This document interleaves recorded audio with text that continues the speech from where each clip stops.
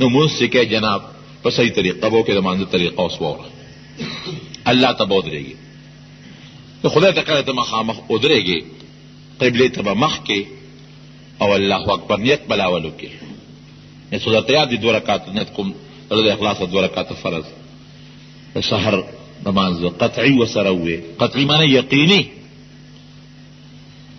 په دې حاضر وخت په دې حاضر امام پسې په دې زړه کې دې راوله، مخ مې د کعبې شریف په لور کو یا په طرف کو، الله اکبر. الله ته پوره ځان متوجه کې. ګوره یاد وساته، نیت کې یو سړی په خولې ونه وي پروا نشته، په زړه کې راوله بس. پھر 2 رکعاته فرض کو او دا د سحر مونځ دی او د امام پسې ولاړ یم، الله ته ودرېږم، بس دا کافي دی. صرف چې ستا زړه کې دا تېره شوه. پیغمبر علیه السلام یو مونځ کې د خولې نیت نه دی ویلې، په زړه یې ویلي دي. اصل نیت د زړه دی. که ته په خولې لګې او ګردان وکړې او په زړه کې توجه نه، هېڅ فایده نه ورکوي. نو الله طرف ته د زړه ته متوجه شه. ماسپخین مونځ کې دا هلکې راوله چې 4 رکعاته فرض د ماسپخین الله ته کومه او دا مې امام د امام پسې ولاړ یم او دا حاضر وخت دی، بس زړه کې راوله. کعبې شریفې ته مې مخ اصل زړه کې راوله، په خولې غږ هم مه کوه. او یا کله کې مې او په خولې وي خو ډېره ښه خبره ده. زمونږ ځکه خلکو ته وایو چې په خولې نیت وایې، زمونږ علما ځکه وایي چې زمونږ د خلکو خو هغسې دغه نشته. نو موږ ځکه وایو چې په زړه کې به یې نه، په خولې به مو نه وایي، نو هېڅ به دې جوړه نه شي. زه پرې په خولې خو به نیت وایي که نه. نو زړه کې دا مانځه دغه را حاضر کو، په خولې هم ووایه، ډېره بهتره به شي. چې نیت دې وکړه نو الله ته مخامخ به ودرېږې، نو الله اکبر به ووایې. الله اکبر، الله ډېر لوی دی. څونه ښکلې معنا لري. او لاسونه به اوچت کې تر غوږونو پورې په داسې طریقه باندې چې دا کټه ګوته ده مټه چې تاسو ورته وایې، دا د غوږ دې پوسکې ته برابر شي. یو جنګ ورسره او یا که لرې وي خو چې د غوږ پوسکې ته ستا دا مټۍ ګوته برابر شي. د نبي کریم صلی الله علیه وسلم د مانځه متعلق راځي، فرمایي چې نبي علیه السلام به ګوتې اوچتې کړې نو دا دې غټه ګوته به د غوږ د پوسکې ته برابر وه، او دا 4 ګوتې چې دا کومې اوږدې دي دا به د غوږ د سرونو ته مخامخ وي، او د لاس دا چې کوم مړوند دا به اوږې ته مخامخ و. نو یا دې غوږ پورې ګوتې وجنګوه که نه جنګې خیر دی، که لرې هم بې پروا نشته، خو چې پوسکې ته ستا دا مټۍ ګوته برابري. او لاسونه به ګورې قبلې ته مخامخ کړي. ډېر خلک چې مونځ کوي داسې ودرېږي، بلکې بعضې خلک پکې داسې کړي، دا تلې دې مخ ته را مخامخ کړي. نه، دا به نه کوي، قبلې ته او بلکل لاس مخامخ کړي. د پیغمبر علیه السلام طریقه خو همدغه داسې به نه کوي. بعضې خلک غوږونه ونیسي لکه څنګه چې په مانځه کې سړی غوږ نیسي. او یا ډېر خلک دغه خو ډېر خلک کوي چې دا د لاس تلي دې مخ ته را مخامخ کړي. نه، تلي به بلکل قبلې ته مخامخ کړي، دا ورغې به چې دی. او حکمت پکې څه دی په دې لاس پورته کولو کې؟ دې کې دې ته اشاره ده چې خدای د ټولې دنیا نه ګورې زه ویزار یم، یو خطاب ته متوجه ولاړ یم. لکه یو سړی چاته ودرېږي او هر څه پرېږدي نو د هر لاسونه هسې کړي چې خدای هر څه مې شاته بس وغورځول، لاس مې اوچت کړل، د هر څه نه تبریه کوم، بس دې وخت کې زه یو تا ته الله ولاړ یم. او د توبې یو شکل هم دی دا، لکه پښتو کې چې پښتانه چې توبه وباسي نو غوږ له ګوتې یوسي، نو دغه رنګې دا هم تا دې غوږونو له ګوتې یوړې، یو خو د توبه وویسته د ګناه نه، بل د خدای لویۍ ته اشارت شو، بل دا غوږ لاس وړل د دنیا د هر څه نه ځان پاکوالی شو، هر څه شاته غورځول شو. دا لاس به اوچت کې الله اکبر به ووایې، د خدای د لویوالي الله ډېر لوی دی. بیا به لاسونه راواخلې او په دې نامه د پاسه به وتړې. خو په نامه د پاسه تړلو مستحبه طریقه رونو دا ده چې دا مټۍ ګوته د ګس لاسه دا په دې نوم د پاسه راولي، په ګس لاسه مټۍ ګوته، او دا باقي لاس به د نوم نه لاندې کې، یعنی د لاس څه حسابه په نوم راشي او د لاس څه حسابه د نوم نه لاندې شي. او دا تلې به د ګس لاس د تلې د پاسه راولي، د ښي لاس تلې.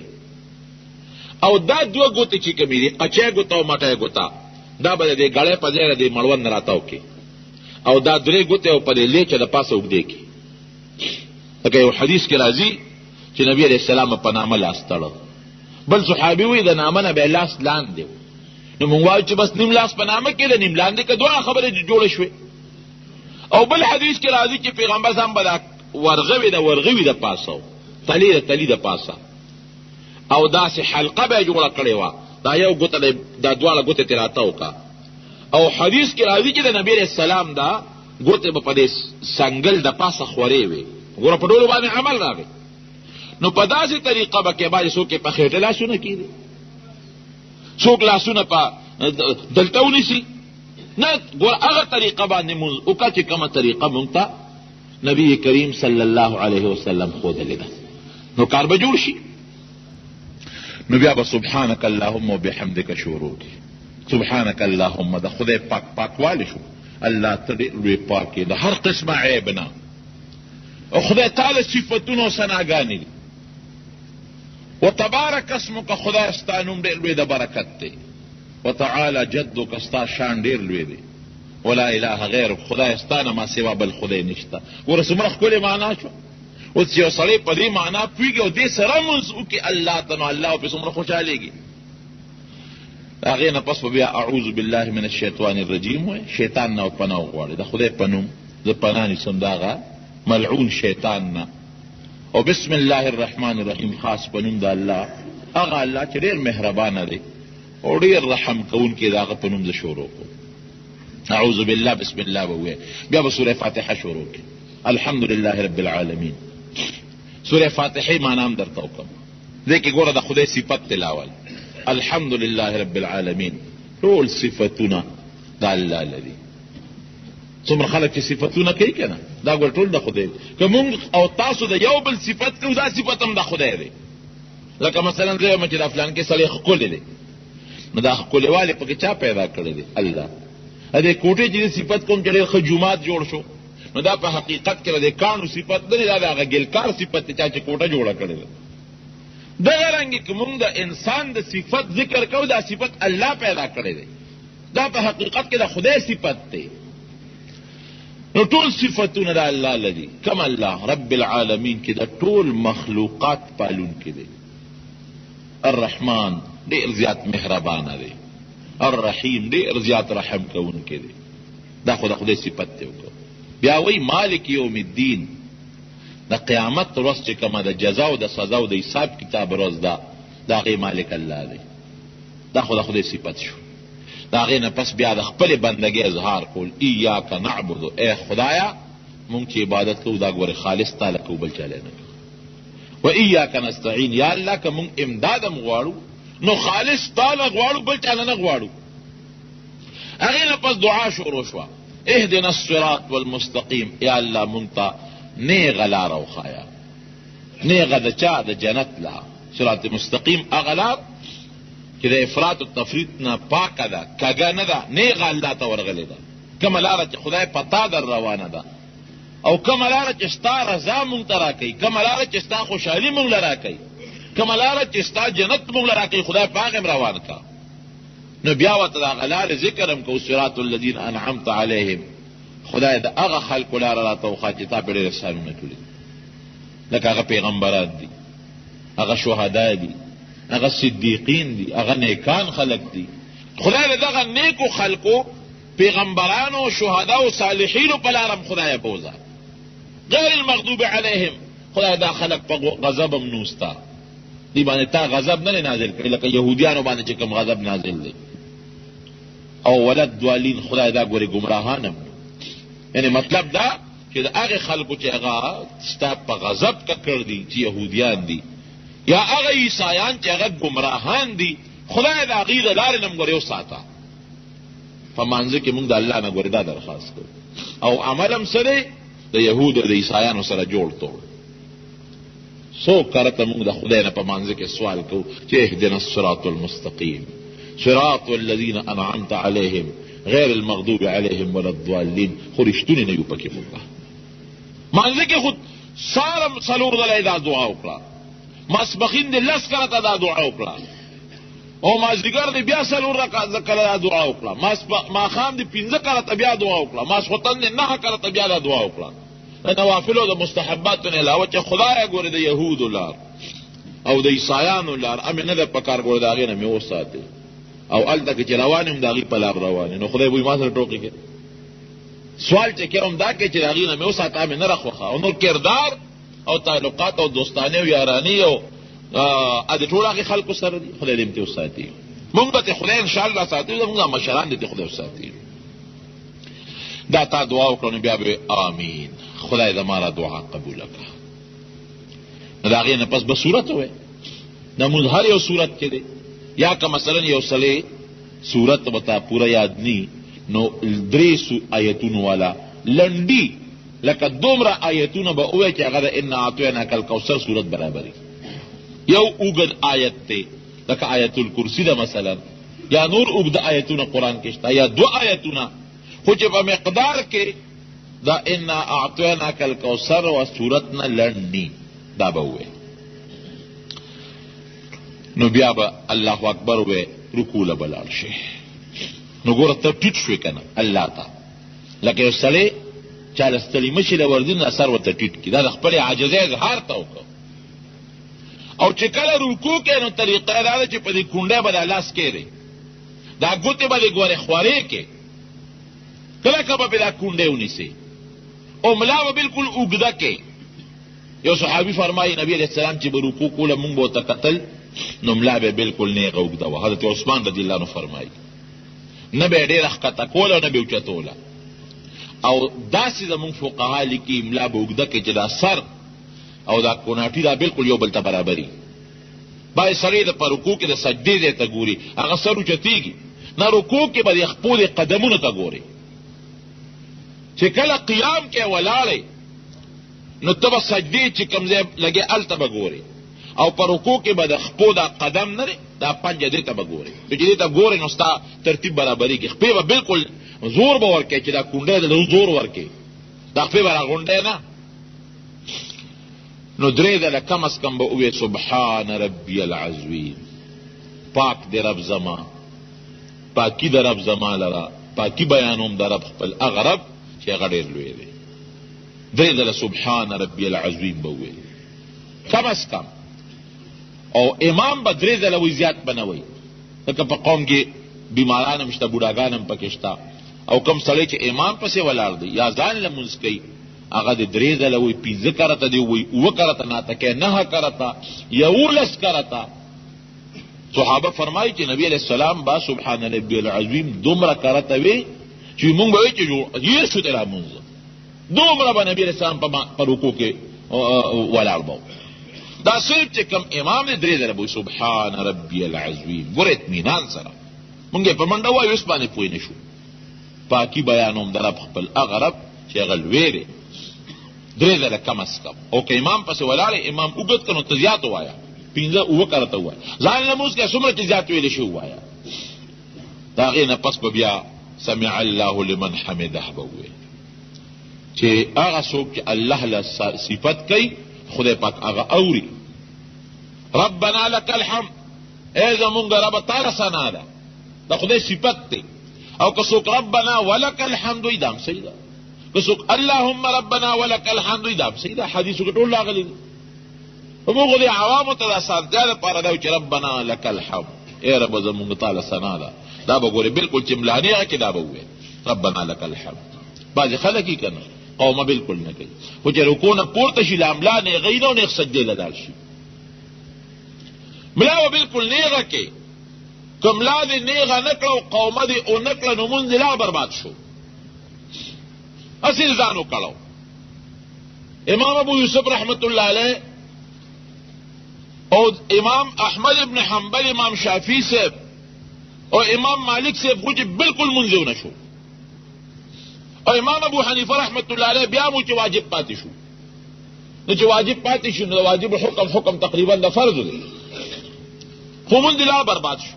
یو صحابي راغی جمعات کې مونځ وکړه، نبی علیه السلام د هغې سلام یې پرې واچو، پیغمبر ته وایي ارجع فصل فانک لم تصلي. دا پاسه مونځ وکړه، مونځ یې نه دی کړی. بیا لاړ مونځ یې وکړه، بیا راغی وی السلام علیکم، نبي صلی الله علیه وسلم بیا فرمایي وی ارجع، دا واپس مونځ وکړه فانک لم تصلي، تا مونځ نه دی کړی. هغه بیا لاړ مونځ یې وکړه، بیا راغی وی السلام علیکم، وی واپس مونځ وکړه، مونځ نه دی کړی. د خدای رسول ما ته خو دقه مونځ یاد دی، ما له خو بل چل نه راځي. نو بیا دا ځکه طریقه در تخیم په دې طریقه نه بیا ځامو ته چلو خو نو چې قومه دې ونکړه او ملا دې نیغه نکړه مونځ دې بالکل نه شو ځان مه کړوه من نمو ځان مه کړوه دې ته د مونځ غل وایي دا زر زر مونځ کوي که نه او دا قومه او سجده او جلسه نه برابرې دا د مونځ غل دی نو ښه به برابر ملا نیغه کا د یو تسبیح په اندازه خو به خامخا ملا نیغه دومره به نیغه چې ملا نیغه کې او د هغې نه پس وی ربنا لک الحمد بس او که د دې نه زیات هم پکې ودرېږي نو ودرېږه نبي علیه السلام به کله کله پکې داسې وی ربنا لک الحمد اللهم ربنا لك الحمد حمدا كثيرا طيبا مباركا فيه مباركا عليه ملء السماوات والارض وملء ما شئت من شيء بعد دونه د دعای په کولو ستا دا غینه پس به الله اکبر نو لاړ به سجدې له خو د موږ د فقها لیکي دا الله اکبر چې وینو په داسې طریقه باندې وایا چې کله سجدې له دینو الف الله نشورو کا او چې سجدې تندیر یو رسونو پرې باندې ختم کا خو خیر که داسې دې نکړه نو څه پروا نشته سجدې له به لاړ شي نو سجده به ښه مضبوطه مزېداره ولګې دا خېټه به د دې رونونو نه لرې کې لاسونه دا سنګلې دا به د دې خېټې نه غاړو نه لرې کې چې بلکل ستا سنګلې د دې ډډو نه لرې وي او ستا رون د خېټې نه لرې وي او بیا جناب په مانځه کې به دا ګوتې راماتې کې د دې ګوتو دا سرونه بس قبلې ته رامخامخ کې ګوتې داسې راماتې کې چې دا ستا دا ګوتې قبلې ته مخامخ شي او دا لاسونه به داسې کېږي چې د لاسونو ګوتې هم قبلې ته مخامخ شي او لاسونه به د غوږونو لاندې ږدي په داسې طریقه که ستا د غوږ نه څوک یو کاڼی راوغورځي چې ستا د دې ورغوي د دې تلي د پاسه راوغورځي چې ستا د نظر په سجده کې م یو خوا بل خوا نه ځي نبي علیه السلام چې به سجده لګوله دواړو لاسونو منځ کې به یې لګوله نو لاسونه بالکل کېدې پوزه به مو لګې تندې به مو لګې برابر نو درې کرته به ووایې سبحان ربي الاعلی زه پاکي بیانوم د هغه الله چې لوی دی او بیا سبحان ربي الاعلی سبحان ربي الاعلی کم از کم درې کرته امام به درې کرته وایي زیات به نه وایي چې قوم تنګ نشي او ځان له مونځ کوونکي چې څومره وایي خو ناټکی به وایي یا امام پسې څوک ولاړ دی او امام اوږده کړ دی به پسې زیات وایي زیات دی وایي مستحب دی خو ما وایي چې سجده به لږه فراخه لګې نو بیا به وی الله اکبر کې بل جلسه به وکړې جلسې لپاره به ګس خپله ماته کې لکه مونږ چې سینګ ماتو په هغې به کښېنې او خیخ به بیا هم هغسې ودرې چې ستا د ګوتو دا سرونه دا قبلې ته مخامخي نو بیا به کښېنې لږ غوندې به دغه ځای هم کښېنې د دواړو سجدو په منځ جلسه ورته وایي بعضې خلک یې که نه سر له غوندې راوچت کړي بیا زر ښکته کړي یاره ګورې که صحیح مونځ او د غلط مونځ په منځ کې تاسو اندازه ولګوړن یا د 1 منټ یا د 2 منټو فرق وي لږ غوندې سر راوچت کړي مونځ یې ونه شو له ازلان برباد کړ بالکل به ملا راوچته کړي چې د ملا نیغه کې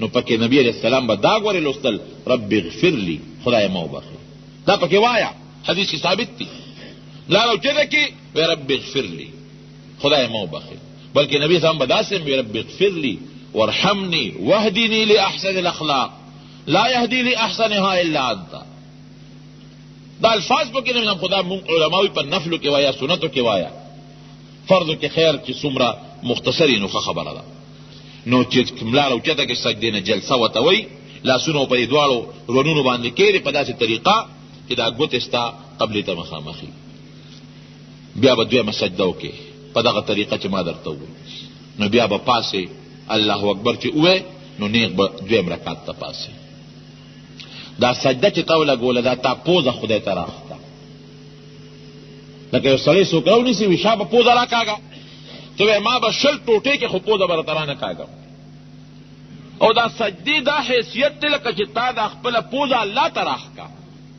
نو ګوره چې یو سړی دا تصور وکړي چې یا الله ما راته ګوره ځان ټیټ کړم لکه سړی د عاجزۍ اظهار وکړي او بیا په سجده باندې پرېوځي وي یا الله هغه خاوره چې که مې څوک مړ کړي که نه دا تندې به ورته ونه لګم دا پوزه به رانه کاږم خو خدایه تا ته یا زه خامخا راکاږم یو د لوړه ګوله بیا دې سر اوچت کوي خدای بیا درته را پوزه راکاږم په دې طریقه چې ته را مونځ کوې نو الله به پې څومره خوشحالېږي دوه سجدې به وکړې نو بیا به پاسې الله اکبر به ووایې نیغ به ودرېږي دویم رکعت ته اوس دویم رکعت چې کله شروع کې نو بیا به سبحانک اللهم نه وی اعوذ باللہ تم ضرورت نشتا، صرف بسم اللہ الرحمن الرحیم نے بشورو کی سورت بوے ورپسی و پٹ آمین ہوئے ورپسی و بیا فاتحہ بوے بیا آمین بوے بیا سورت ورپسی ہوئے بیا هم دقا طریقہ دا چی رکو لبلال شی و قومہ با پکی برابر کے رکو نا پاسے دو کی سجدہ بو کی سجدو مینس کی جلسہ دا برابر کے نو بیا پا دویم رکات کینے نو التحیات بشورو کی او په دویم رکعت بم داسې کینې لکه مونږ چې دا دو سجدو منځ کې کینو ګسخ په بناماته کې په هغې به کینې خیخ په به ادرې التحیات لله زمونږ د خولې عبادتونه ټول د الله دپاره دي چې په خولې لګیا یو بل چاله نه کوو والصلوات او د مونږ دا چې کوم بدني عبادتونه دي دا هم خدای تعالی کوو والطیبات خدای که مونږ مالی عبادت کوو نو دا هم تعالی کوو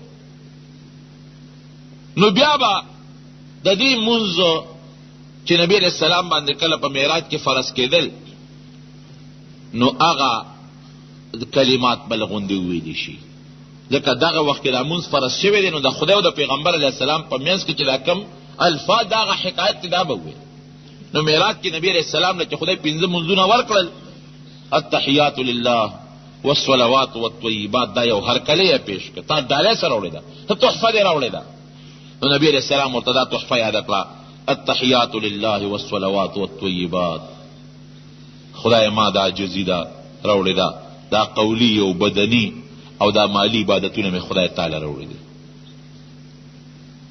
نو الله ذوالجلال سلام واچو السلام علیک ایها النبی اے پیغمبره پتا دې سلامتیا وي السلام علیک ایها النبی ورحمت الله وبرکاته دا خدای رحمتونه دا خدای برکتونه تا باندې نازل شي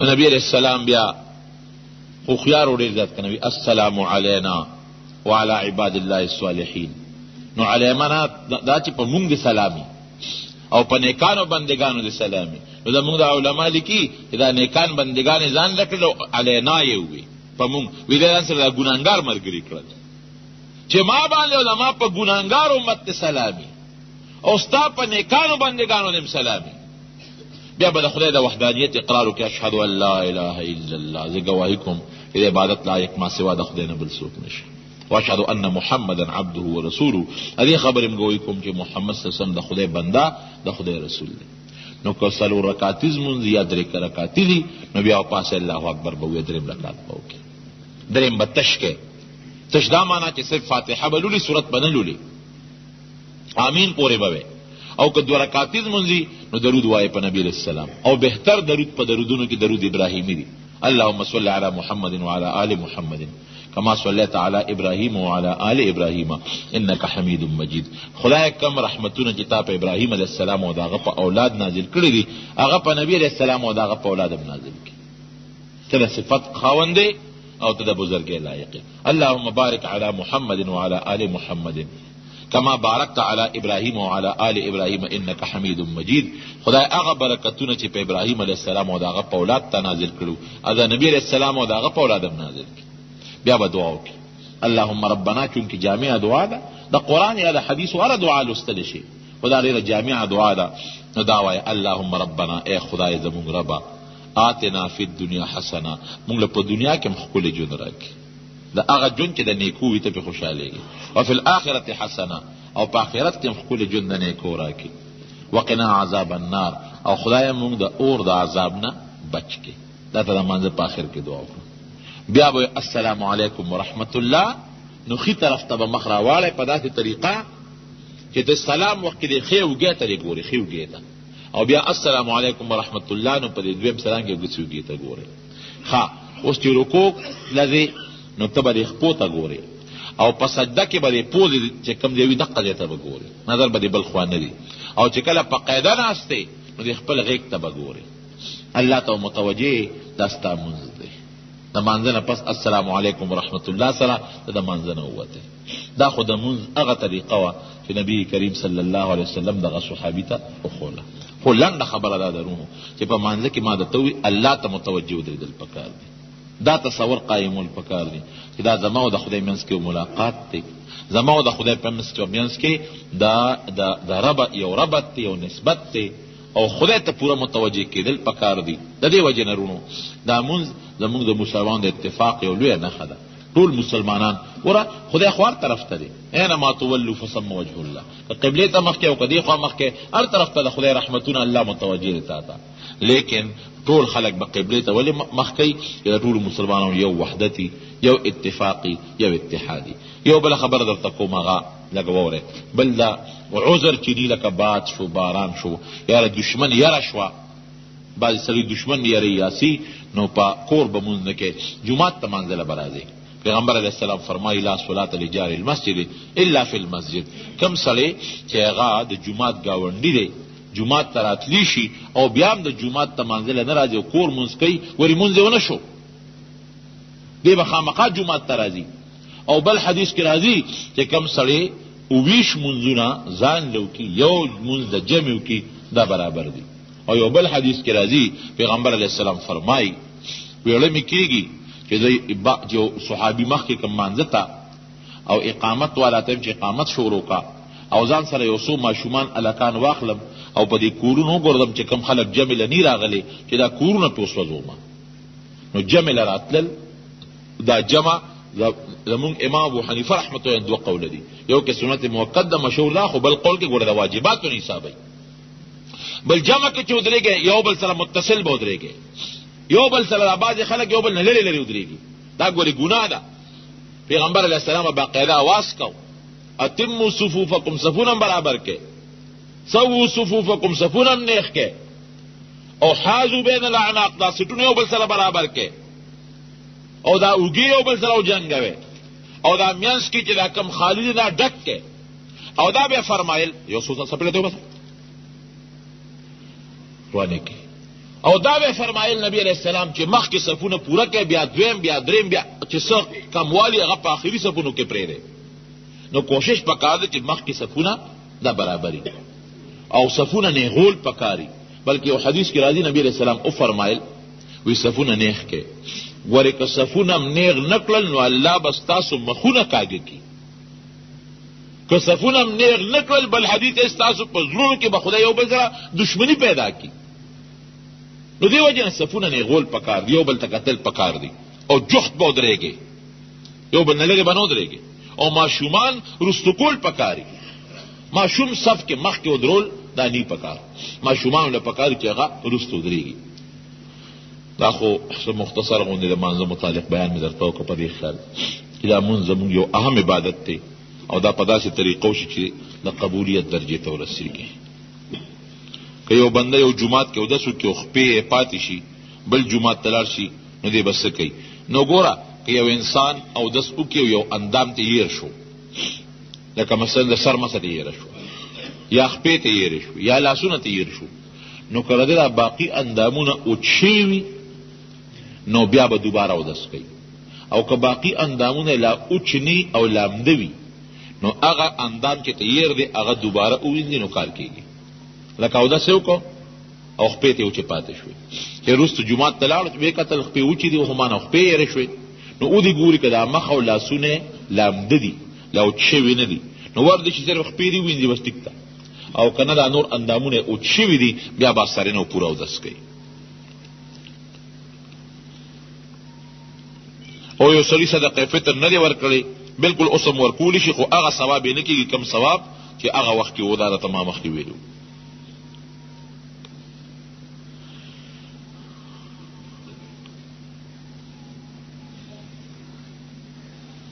دا خو ما خبره کړې ده چې هغه چاله زکات ورکول پکار چې په هغه خپله زکات ورکول واجب ني. او یو سړي سرکاري ملازم دی، لاهور کې ملازمت کوي، د حکومت سره روجه نیولې ده، روجه خو زمونږ د حکومت یو دی کې اوس خبره نشته. اختر له چاهي ته راغی، یو 2 ورځې مخکې راغی او اختر دلته راغی، اختر د حکومت نو دلته کې چې دلته به خلکو سره یو شان اختر به کوي، چې کوم ځای کې وي هغې ته دغه ورکوي اعتبار.